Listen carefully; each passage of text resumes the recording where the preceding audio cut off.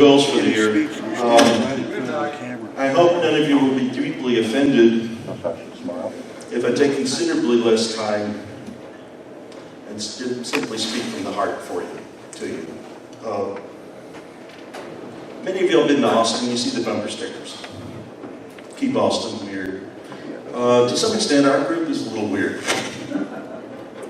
And I'll bring you an example. In our recessional, we give thanks to our patriot forefathers. We omit our patriot foremothers. The women in the audience are nodding.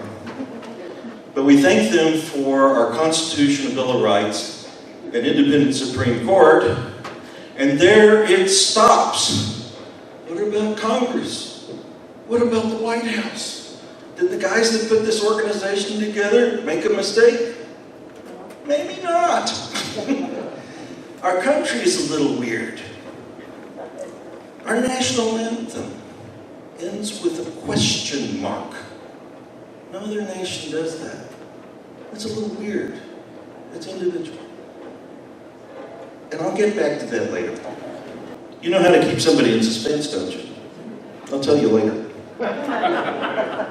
What I want to say is, at this point in time, in the SAR, this is an interesting time to be in the SAR. And if you're asking that existential question, is there still a place for the SAR in this world? Spoiler alert, the answer is yes. And why is that? Because we're coming up on the 250th anniversary. The semi-quincentennial. It's kind of like Farfignugan and Gewürztraminer and Bullwinkle. It's fun to say. Semi-quincentennial. Well, what's going to happen with the semi-quincentennial? I guarantee you that we will hear more than once the following. The founding fathers were slave owners. The ones that weren't were complicit. Slavery was evil. Our country is evil at the core and is evil now. We're going to hear that. Everyone is entitled to their opinion. And I will say, listen patiently, listen politely. It is true that many of our founding fathers were slaveholders. It is true that many of the ones that were not did nothing about it. It is true that slavery is evil. We fought a civil war and millions of Americans died over that. And it's true that the laws did not protect the innocents that were put into the evil institution of slavery. This is all true. But their conclusions are wrong. And that's where we come in. The point is that our founding fathers were not perfect people. They had flaws.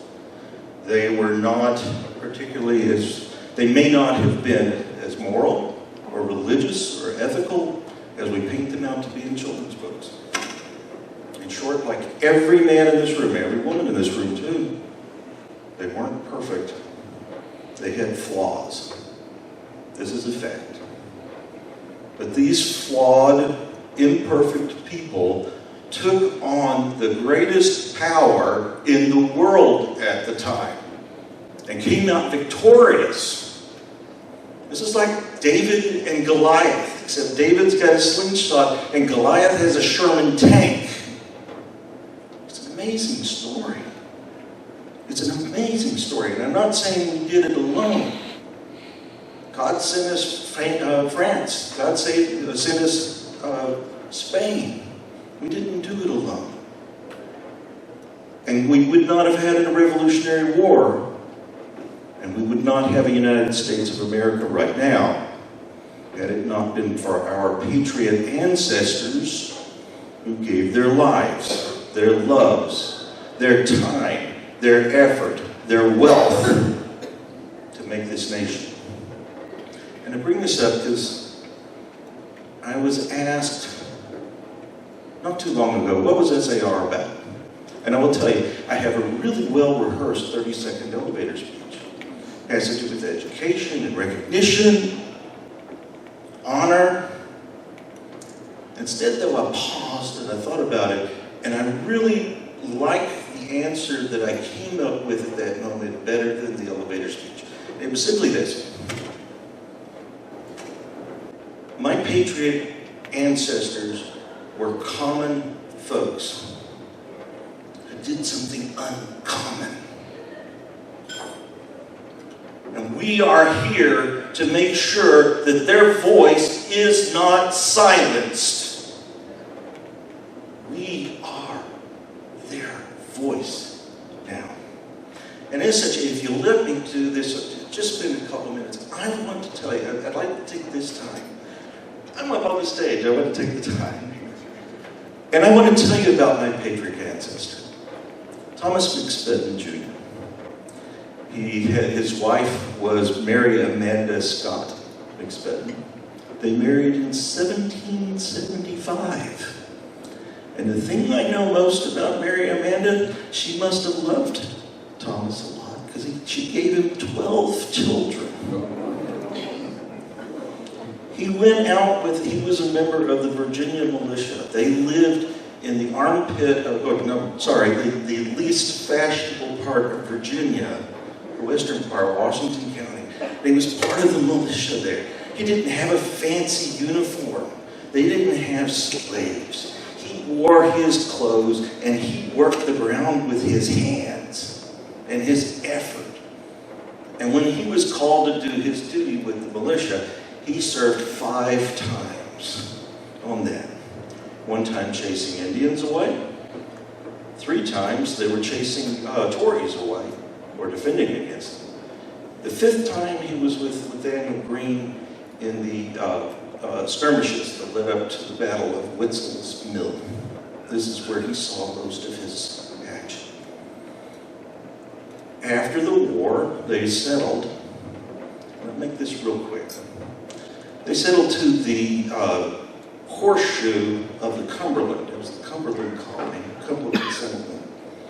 And it was what is now Nashville. Their land was where Opryland Theme House is right now. Theme Park, excuse me.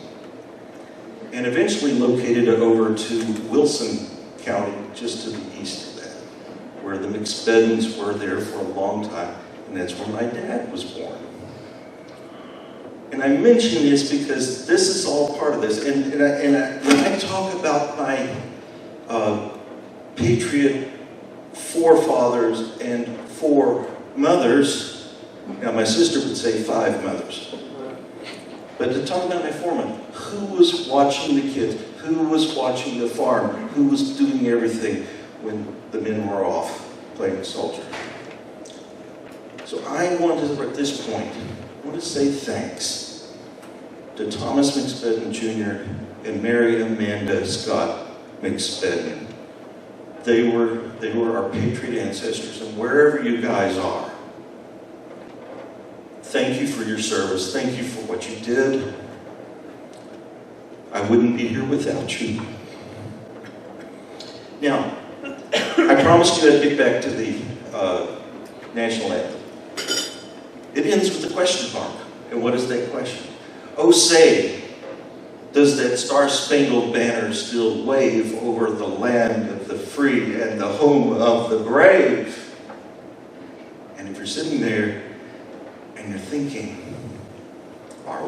does it? I think the answer is still yes. We are still the land of opportunity. People from around the world try to come to the United States to make a better life for themselves.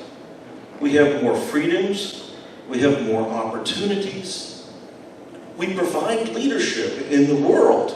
We fill vacuums that have been in the world leadership. The world is better because of the United States of America. And that flag means something. Which brings me to my last call to you. And then I'll call this to an end. And it is simply this. Do not be silent. listen politely, listen patiently, but do not be silent. If we won't speak up for the founding fathers and our patriot ancestors, who's going to do that for us? It is time that we be brave and that we wake the woke. I will repeat that. It is not a joke. We need to bravely wake the woke to the simple fact that every opportunity they have, every bit of wealth they have, their education, their rights, their freedoms, and the right to criticize did not come to them in spite of the founding fathers, but because of what they did and our patriot ancestors did 250,000 years ago. 250 years ago.